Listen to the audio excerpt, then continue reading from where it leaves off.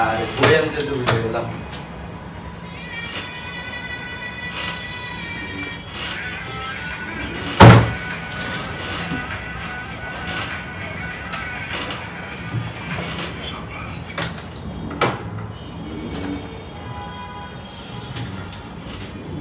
আটটা বছর তো এখন অনেক দেরি দেখতেছি। ব্রো তুমি একটু চঞ্চল করো, মানে রাতেরটাই কি?